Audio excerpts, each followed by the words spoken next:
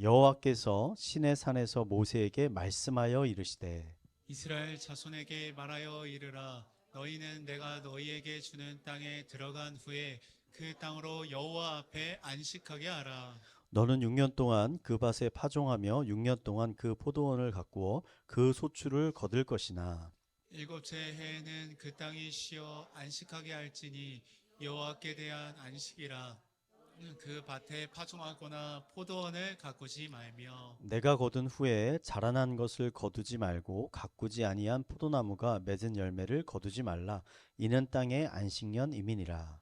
안식년의 소출은 너희가 먹을 것이니 너와 내 남종과 내 여종과 내 품꾼과 너와 함께 거류하는 자들과 함께 읽겠습니다. 내 내 가축과 가축과 내 땅에 있는 들짐승들이 다 그 소출로 먹을 것을 삼을지니라. 아멘. 아멘. 2022년 세계보건기구의 조사에 따르면 세계 인구의 10분의 1이 불안장애로 고통을 받고 있다고 합니다. 그럼 불안장애라는 것은 어떤 뚜렷한 요인이 있지 않은 상태에서도 이 지속적으로 마음에 불안감을 느끼는 상태, 증상을 의미합니다. 이런 불안장애는 종종 이 불면증으로 이어지게 되는데 국민건강보험공단에 따르면 2018년에 한국의 불면증 환자가 85만 명이었는데 지난 4년이 지난 22년에는 약 30% 정도 늘어서 이제 110만 명 정도가 불면증을 앓고 있다고 합니다. 학업에 대한 불안, 진로에 대한 불안, 취직에 대한 불안, 결혼에 대한 불안, 건강에 대한 불안, 수많은 불안들로 인해서 점점 더 많은 사람들이 잠 못 이루는 삶을 지금 살아가고 있다는 겁니다.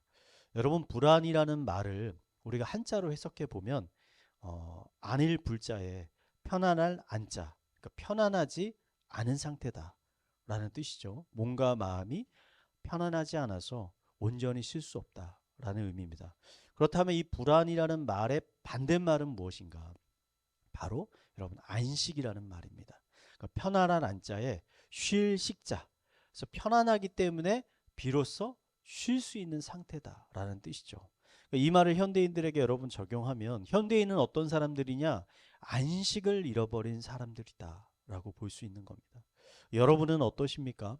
여러분들은 요즘 안식을 누리고 계십니까? 혹시 삶에 대한 염려, 근심, 걱정으로 인해서 잠 못 이루는 밤을 보내고 계시지는 않으십니까? 그런 분들이 있다면 오늘 말씀을요, 여러분 잘 들어보시기 바랍니다. 왜냐하면 여러분 성경만큼이나 이 안식에 관한 메시지를 많이 담고 있는 책이 없기 때문입니다.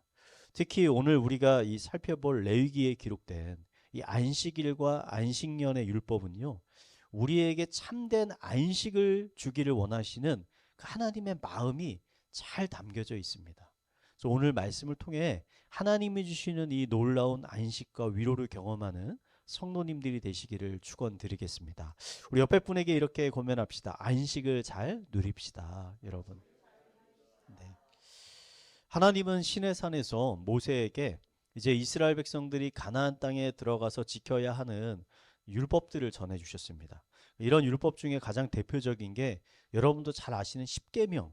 그러니까 많은 사람들이 이 십계명 10가지 이 계명을 내용상 두 개로 분류하기도 합니다. 그래서 첫 번째에서 네 번째 계명은 하나님을 사랑하는 계명, 다섯 번째부터 열 번째까지는 이웃을 사랑하는 계명이다. 내용상 이렇게 구분합니다. 근데 저는 이 10계명 중에서 네 번째 계명이 뭔지 아세요? 안식일을 기억하며 거룩하게 지키라거든요.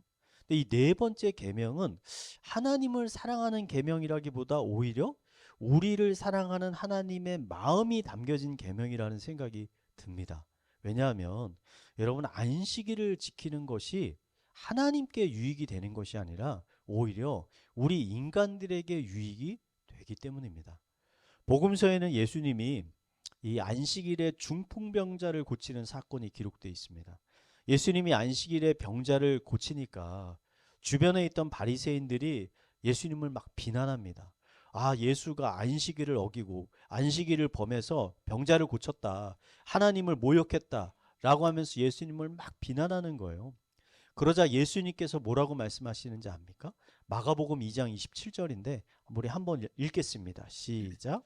또 이르시되 안식일이 사람을 위하여 있는 것이요 사람이 안식일을 위하여 있는 것이 아니니. 자, 뭐라고 말씀하십니까? 하나님께서 이 안식일을 만드신 것은 사람에게 유익을 주기 위해서 지금 만드셨다는 거잖아요. 그러므로 여러분, 우리는요, 안식일을 우리들의 자유를 제한하는 이런 고리타분한 율법이라고 여겨서는 안 됩니다. 오히려 이 율법에 담겨진 하나님의 놀라운 지혜를 발견하고 그것에 순종하는 삶을 우리가 살아야 한다는 것이죠. 여러분, 아멘이십니까? 이러한 맥락에서 저는 여러분과 오늘 안식년에 관한 이야기를 좀 나누려고 합니다. 오늘 레위기 25장 말씀을 보면 하나님은 이스라엘 백성들에게 안식일을 지켜라, 그리고 플러스 안식년을 지켜라 라고 말씀하시거든요. 여러분, 안식년을 지킨다라는 것은 그 옛날에 우리가 농사를 짓던 시대에 6년 동안 씨를 뿌려서 농사를 짓고 7년이 되는 해에는 씨를 뿌리지 않고 땅을 그냥 쉬게 하는 것을 의미하는 겁니다. 안식년을 지킨다는 거. 이거 어떻게 보면은 안식일의 확장이라고 볼 수 있어요. 6일 동안 일하고 7일째는 쉬는 거잖아요. 이게 이제 연 단위로 확장된 것이죠. 이 두 가지의 공통점은 하여튼 7번째 되는 날에는 아무것도 하지 않고 쉰다는 거예요. 그러니까 왜 쉬어야 하는 것일까? 현대인들은 여기에 관해서 여러 가지 과학적인 또 경제적인 이유들을 제시하기도 합니다. 하지만 가장 중요한 이유는 뭐냐면 하나님께서 세상을 창조하시고 7일째에 안식하셨기 때문이라는 것이죠. 그러니까 하나님은 여러분 이 세상 모든 만물을 창조하셨습니다. 아멘이십니까? 뿐만 아니라 이 세상에 존재하고 있는 모든 만물들은 여전히 그 하나님을 의존하면서 살아가고 있다는 거예요. 사도 바울이 여러분 아테네에 가가지고 이 철학자들에게 설교를 했어요. 그리고 이 철학자들에게 하나님이 어떠한 하나님이신지를 이렇게 증거했습니다. 사도행전 17장 24절 25절 우리 함께 한번 읽어보겠습니다. 시작.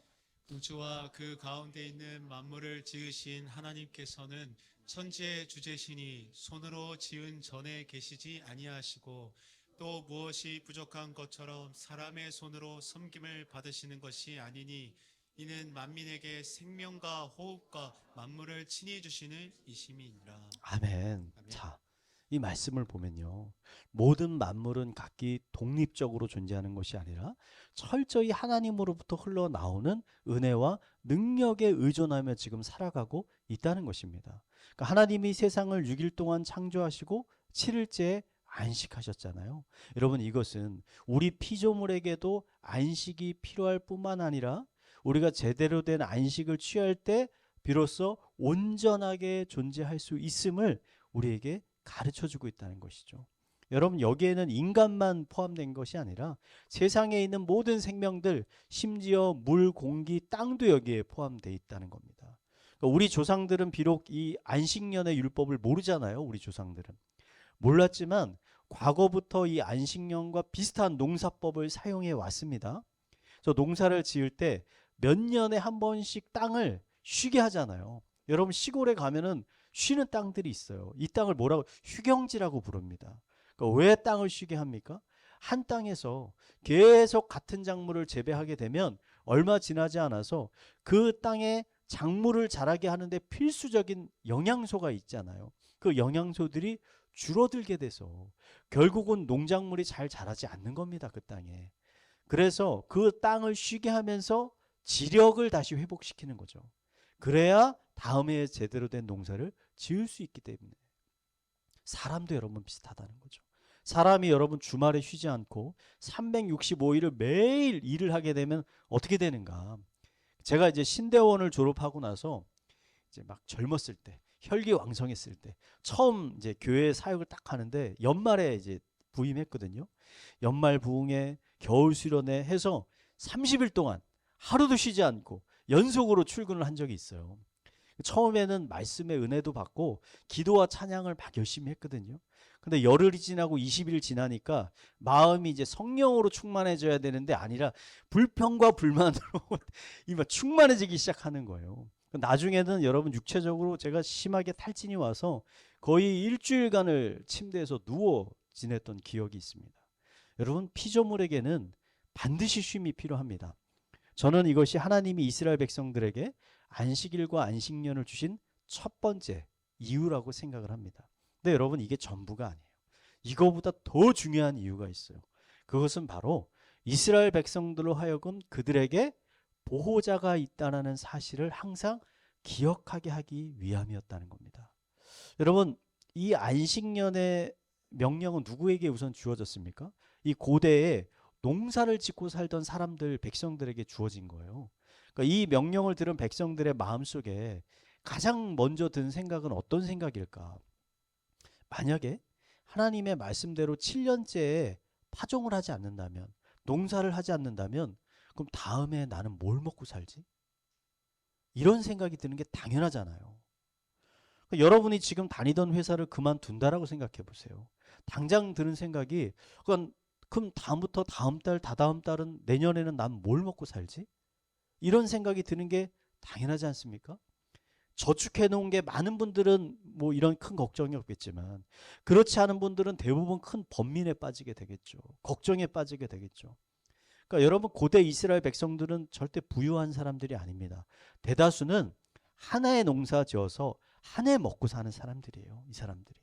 그런 사람들이 1년 농사를 짓지 않는다라는 것은 굉장한 모험이라는 거죠. 근데 하나님께서 백성들의 이런 마음을 이미 알고 계셨다는 겁니다.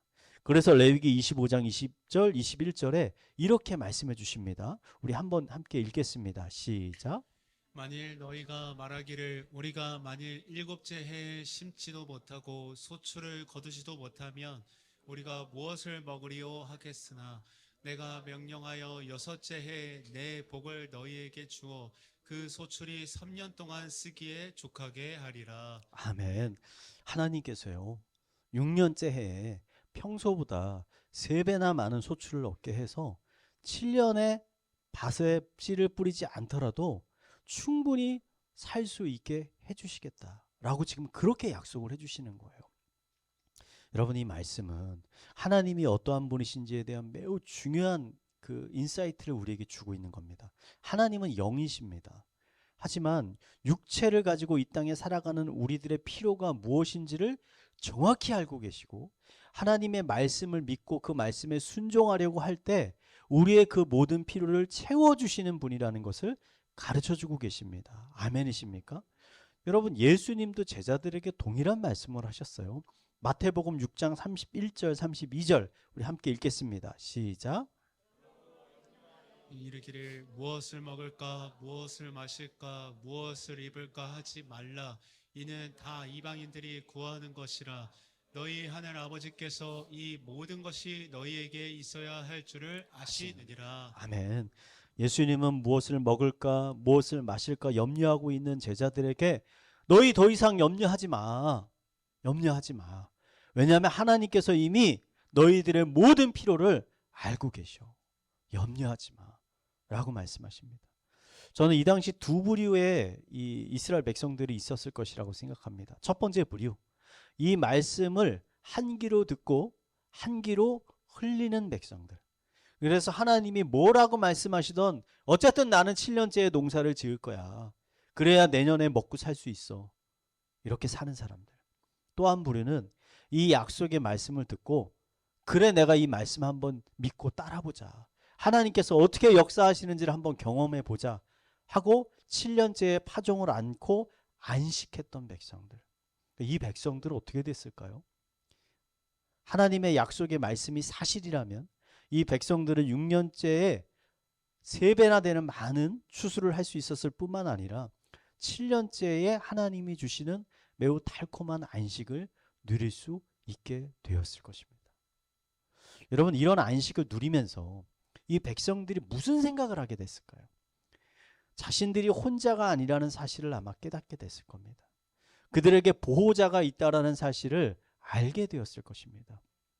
여러분, 자신에게 보호자가 있다라는 사실이 얼마나 위로가 되는지 아십니까? 자신에게 보호자가 있다는 사실을 아는 사람이야 말로 참 휴식과 안식을 누릴 수 있게 되는 거예요. 여러분, 세상에서 가장 편안한 평온한 잠을 자는 사람이 누구인지 아십니까? 바로 아이들이에요. 아이들. 어린 아이들. 밤에 아이들이 자는 모습을 보면요.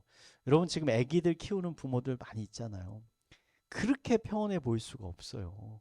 누가 업어가도 모를 정도로 깊은 잠을 아이들은 자잖아요.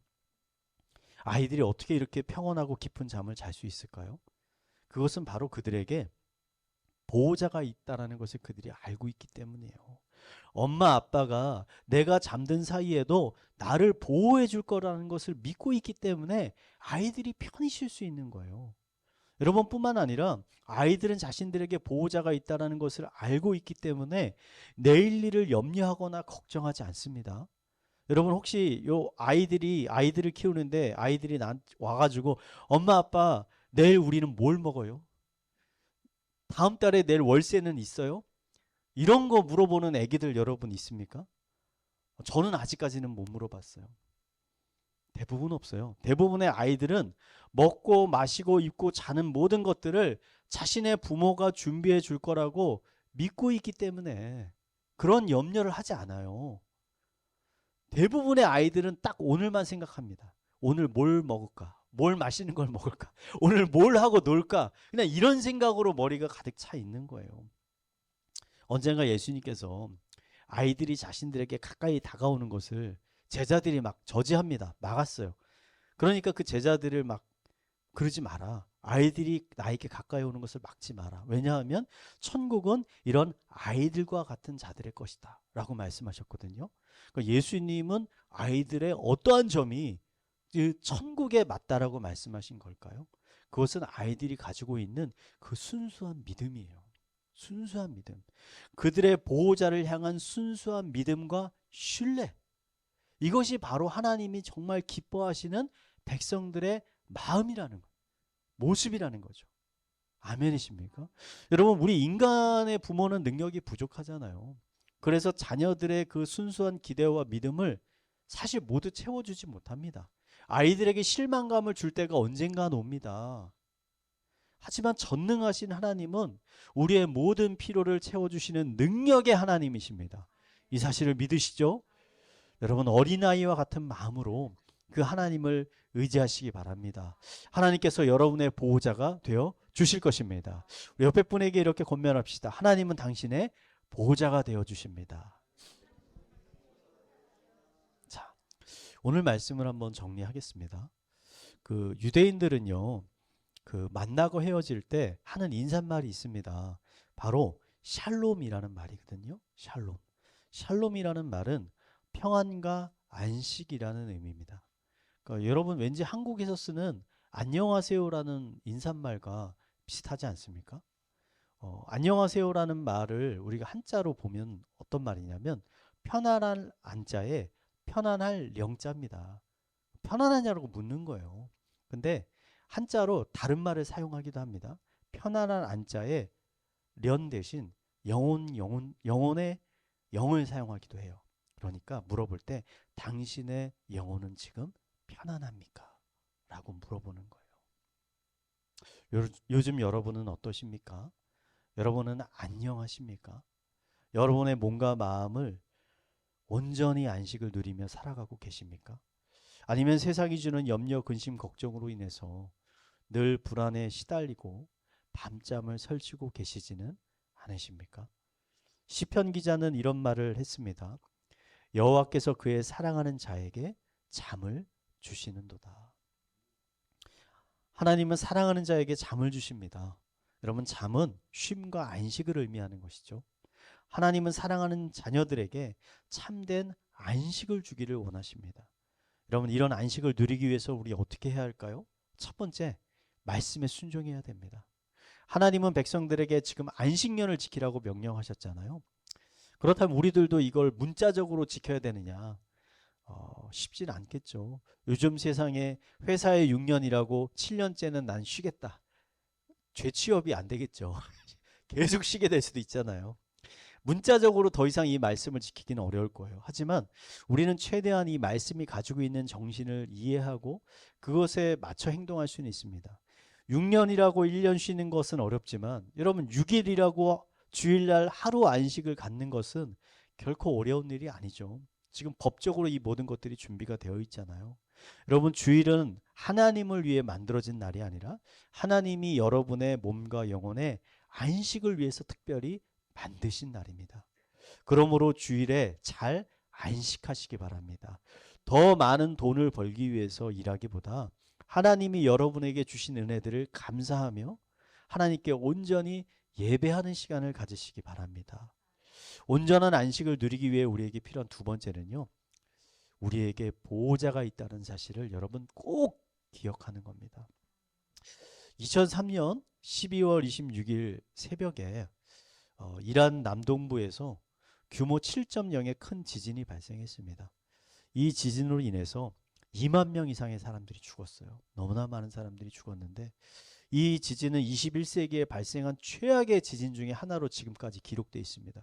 이거보다 많은 사람이 죽은 지진이 별로 없다는 거예요.